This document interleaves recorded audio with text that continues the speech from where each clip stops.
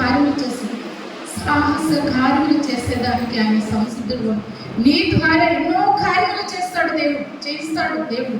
ఎందుకంటే నీలో ఆ ఫెయిత్ ఉంది, ఆ నమ్మకం ఉంది, ఆ విశ్వాసం ఉంది. కాబట్టి మరి ఆ యొక్క ఫెయిత్లో మనం నిలబడేటప్పుడు ఎక్కడ కూడా పడిపోమని. ఒక పక్క దేవునికి దూత ఉన్నది, ఒక పక్క అపవాది దూత ఉన్నది. అపవాది అనేకమైన ఆశ చూపిస్తుంది, ఇలా చేయి అలా చేయాలని ఆశ చూపిస్తుంది. కానీ దేవుని దూత ఆగుము ఆగుము అని అంటాం. ఎందుకు అని అంటే నువ్వు ఆ పాపంలో పడిపోకూడదు, నువ్వు ఆ అపరాధంలో పడిపోకూడదు, ఆ ఇబ్బందులో పడిపోకూడదు, ఆ నరకంలో పడిపోకూడదు. దేవుడు నీ కోసము రక్తము కార్చుడు, దేవుడు నీ కోసము శిలువ త్యాగము ఆయన ఎక్కాడు. దేవుడు నిన్ను కొన్నాడు. కొన్న వస్తువుని మనం ఎంత భద్రపరుచుకుంటాం చూడండి. మనం కట్టుకునే శారీస్ని చెప్పండి, ఎంత 10,000 పెడితే మనం భద్రంగా దాచుకుంటాం. విలువ కలిగిన బంగారం ఉంటేనే భద్రంగా దాచుకుంటాం. పక్కన వాళ్ళకు కూడా మనం కదా అంత భద్రంగా దాచుకున్న వస్తువుల కోసమే మనం ఆరాటపడి మనం ఉంటామే. మరి ఆత్మ విషయంలో మనం ఎంత జాగ్రత్తగా ఉండాలి.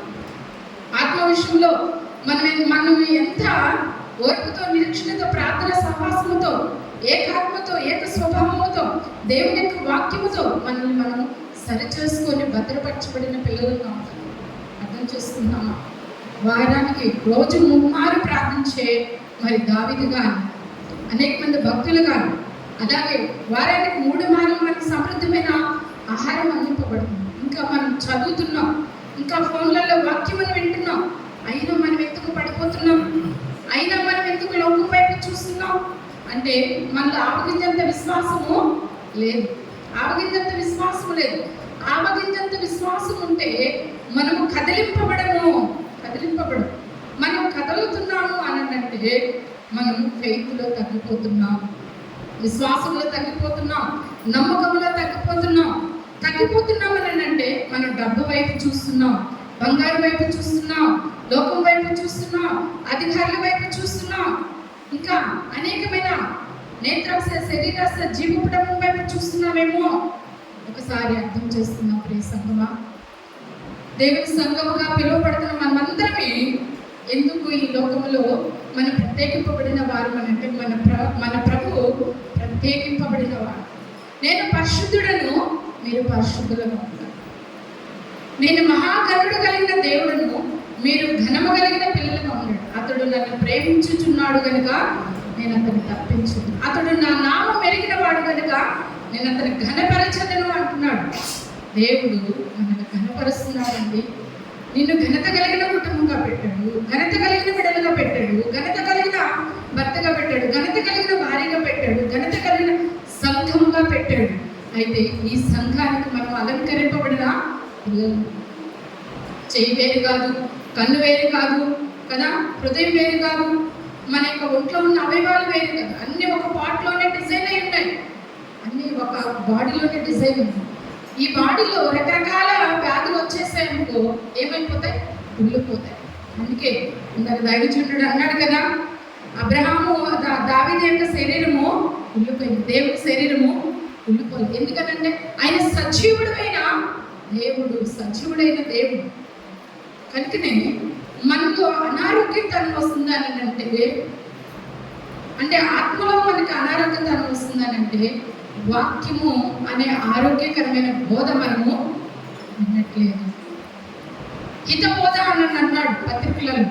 హితబోధ అని అంటే ఆరోగ్యకరమైన బోధ. ఈ ఆరోగ్యకరమైన బోధ మనం ఎప్పుడైతే ఇన్పుట్ చేసుకుంటామో, మనం ఎప్పుడైతే అంగీకరిస్తామో, మనం ఎప్పుడైతే వాక్యములో నిలుచుంటామో అప్పుడు మనకి ఆరోగ్యం, ఆత్మలో ఆరోగ్యం, శరీరంలో ఆరోగ్యం. కొంతమంది నిలబడి సాక్ష్యం చెప్తారు, మాకు ఇంత వయసు వచ్చినా మేము ఈ పరిస్థితిలో ఉన్నా మేము ఒక టాబ్లెట్ కూడా మింగట్లేదు, మేము ఇలా ఉన్నాము అని అంటే నిజమే, దేవుని యొక్క కృప ఎంతో ఉన్నది అని మనము గమనించుకో. మేము సజీవులుగా ఉన్నాము, మేము ఇలా ఉన్నాము అలా ఉన్నాము అని అంటే దేవుని సన్నిధి ఉన్నది అని మనం గమనించుకో. అయితే ఆయన సన్నిధి సంపూర్ణంగా మనకి ఇచ్చాడు కదా. శ్రేష్టమైన మందిరం అండి. మందిరం చూస్తుంటేనే అసలు కడుపు నిండిపోతుంది, నాకైతే మనసు నిండిపోతుంది. ఎందుకనంటే అంత శ్రేష్టమైన మందిరం ఆత్మలు ఉన్నాయి, ఎన్ని ఆత్మలు ఉన్నాయి, మనం ఎంత పని చేస్తున్నాం. ఇదిగో ఇక్కడ అంటున్నాడు కదా ఆ వచనంలో, నీతిమంతులను ఆయన ఎన్నడను కదలనీయుడు అని అంటున్నాడు. అయితే నీతిమంతులు ఆయన ఎన్నడను కదలనీయుడు అని అంటే, నీతిమంతుడైన దేవుడు, ఈ లోకంలో నీతిమంతులను ఒక్కరునూ లేరు, అందరూ అనీతిమంతులు. కానీ నీతిమంతుడైన దేవుడు ఒక్కడే. ఆయన గురించి మనం రక్షణ సువార్త ప్రకటించినప్పుడు, ఆయన గురించి మన ఇరుగు పొరుగు వాళ్ళకి, మన బంధువులకి, స్నేహితుల, రక్త సంబంధుల బిడ్డలకి, మరి భర్తలకి, అందరికీ మనకు చెప్పినప్పుడు, ఇదిగో ఈ లెక్కలో మనం వస్తాం. వాళ్ళు కూడా కదిలింపబడరు, వాళ్ళు కూడా కదిలింపబడరు. అదే ఆశ, అదే మన యొక్క తృష్ణ. ఎందుకనంటే దేవుని రాజ్యములో మనము భాగస్థులుగా ఉంటాం. జీవవృక్ష ఫలాన్ని భుజించాలి, జీవవృక్ష ఫలాన్ని భుజించాలి, ఆయన యొక్క తేజస్సును అనుభవించాలి. ఇక్కడ ఎందుకు కూర్చొని ఉన్నాం మనం? ఆయన తేజస్సుని అనుభవిస్తున్నాం కదా. దూర ప్రాంతం నుండి దైవజనుడు వచ్చాడు, మేము అక్కడి నుండి వచ్చాం, మీరు ఇక్కడి నుండి వచ్చారు. ఎందుకనంటే ఆయన సన్నిధిని మనం అనుభవించినప్పుడు, ఆయన సన్నిధిని మనము, ఆయన వాక్యమును మనం భుజించినప్పుడు మనకి ఆరోగ్యము, క్షేమము, నెమ్మది.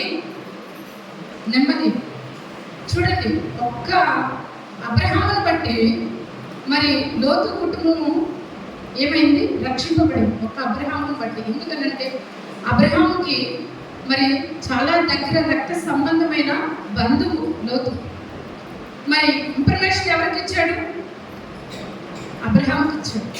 అబ్రహాం ఏమన్నాడు? 50 మంది ఉంటే రక్షించవా, 40 మంది ఉంటే రక్షించవా, పెనుగులాడాడు. దేవుడు తగ్గించుకొని అడిగాడు, అబ్రహాం నువ్వు నా స్నేహితుడివే, నేను నీ మాట వింటాను. ఆడ ఎంతమంది ఉంటే అంతమంది రక్షిస్తాను. చివరికి లోతు కుటుంబంలో లోతు భార్య తప్పిపోయింది, లోతు యొక్క 2 కుమార్తెలు మాత్రమే రక్షించారు. మన కుటుంబంలో మనం పడిపోకుండా ఉంటే, మనం నిలుచుంటే, మన కుటుంబంలో ఉన్న ప్రతి బిడ్డలు కూడా మనం కదిలించుకొని దేవుని సన్నిధిలోకి వాళ్ళని నడిపిస్తామా? చూడండి, ఈ యొక్క ఆల్రెడీ ప్రేయర్లో ఒక తీర్మానం చేసుకున్నాం, ప్రభా ఈ రోజు నుండి మా భారం నీవే ప్రభా. మా శ్రమ వచ్చిన, బాధ వచ్చిన, ఇరుకు వచ్చిన, ఇబ్బంది వచ్చిన, ప్రతికూలమైన పరిస్థితులు మోసేవాడు నీవున్నావు, మేము బాధపడము. మాకు సహాయం చేసేవాడు నీవున్నావు, మేము బాధపడము. మేము చింతించాల్సిన అవసరం లేదు ప్రభా. సియోనుల నుండి మమ్మల్ని ఆదుకుంటున్నాం. ప్రతి పురుగును కూడా దేవుడు ఆకాశం నుండి చూస్తున్నాడు. చిన్న పురుగు, మన కంటికి కూడా చాలా చిన్న పురుగు కదా, కానీ ఆయన కంటికి, మనకైనా కూడా కొన్ని పురుగులు కనపడవు, కానీ ఆయన కంటికి చాలా సూక్ష్మమైన క్రిములు కూడా ఆయనకి తేటగా కనపడతాయి. అంటే ఎంత క్లియర్గా దేవుడు మనల్ని చూస్తున్నాడు కదా. ఆయన చూపులో మనం ఉంటాం. ఆ చూపుకి మనం ఆశీర్వాదం ఉండాలి. అందుకే హాగరు పేరు పెట్టింది, చక్కటి పేరు, చూచుచున్న దేవుడు అయ్యా. చూచుచున్న దేవుడు, ఇంకెవరు పేరు పెట్టలా, ఆమె పెట్టింది చూచుచున్న దేవుడు అయ్యా. నా జీవితం చూసావయ్యా, నా భారం చూసావు, నా ఇరుకు చూసావు, నా ఇబ్బంది చూసావు, నా ప్రతికూలమైన పరిస్థితులు నువ్వు చూస్తున్నావు, అనేక మంది నా కుటుంబం చూస్తున్నావు ప్రభా, ఇదిగో నాకు సహాయం చేయి. హాగరు ఎలాంటి పరిస్థితి నుండి వచ్చిందా, ఆమెను చూసి వదిలేశాడు దేవుడు, వదల ఆమెకు దాహాన్నిచ్చాడు. తిరిగి నీ యజమానురాలు ఇంటికి వెళ్ళు అన్నారు. తిరిగి మనం దేవుని సన్నిధిలోకి వచ్చినప్పుడు మనం లోకం వైపు వెళ్ళకుండా దేవుని వైపు, ఆయన కరెక్ట్ మన యొక్క హృదయంలో తిప్పుకొని మరి ప్రార్థించినప్పుడు దేవుడు ఇంత గొప్ప కార్యాలు చేస్తాడు. అందుకే ఇక్కడ ఆ మాట అంటున్నాడు, నేను ముగించేస్తాను, నాకు ఇచ్చిన టైము మరి అయిపోయింది. నీ భారము యెహోవా మీద మోపము, ఆయనే నిన్ను ఆదుకొనును. నీతిమంతులను ఆయన ఎన్నడూ కదలనివ్వు. ఎన్నడూ అంటున్నాడు. చూడండి, ఒక్కరోజు కాదు, 2 రోజులు కాదు, 3 రోజులు కాదు, 1 సంవత్సరం మనం బ్రతికున్నంత వరకు కదిలింపబడకుండా ఉండాలి అని అంటే, ఇదిగో మన డబ్బు పట్టుకోవడం కాదు, మన మాటలు పట్టుకోవడం కాదు, మన బంధువర్గాన్ని పట్టుకోవడం కాదు, మన ఇరుగు పొరుగు వాళ్ళని పట్టుకోవడం కాదు, మరి దేనిని మనం అధికారాన్ని పట్టుకోవడం కాదు, కేవలం జీవ గ్రంథాన్ని మాత్రమే మనము పట్టుకొని ఉంటాం. ఈ జీవ గ్రంథములో మరి ఇటువంటి జీవ గ్రంథము దేవుని సన్నిధిలో ఉంది. 2 గ్రంథాలు ఉన్నాయి, ఒకటి జీవ గ్రంథము, ఇంకోటి మరొక గ్రంథం. ఏ గ్రంథంలో మనం ఉండాలి అనేది ఈ గ్రంథము మనం పట్టుకుంటే డిసైడ్ అవుతుంది. ఈ గ్రంథం పట్టుకుంటే, ఈ గ్రంథం మనం పట్టుకొని, ఈ గ్రంథాన్ని మనం చదివి, ఈ గ్రంథాన్ని మన హృదయంలో భద్రపరచుకొని, ఈ గ్రంథానికి మనం విలువించి, ఈ గ్రంథానికి మనం లోబడి, ఈ గ్రంథంలో ఉన్న దేవునికి మన యొక్క జీవితంలో సమర్పించుకొని మనం ముందుకెళ్ళినప్పుడు మనం ఆశీర్వదింపబడతాం. ఇటు వాక్యము ప్రభు మనందరి జీవితంలో దేవుడు దీవించునుగాక. ఆమె ప్రార్థన చేసుకొని ముందున సమయం దైవజనుడుగా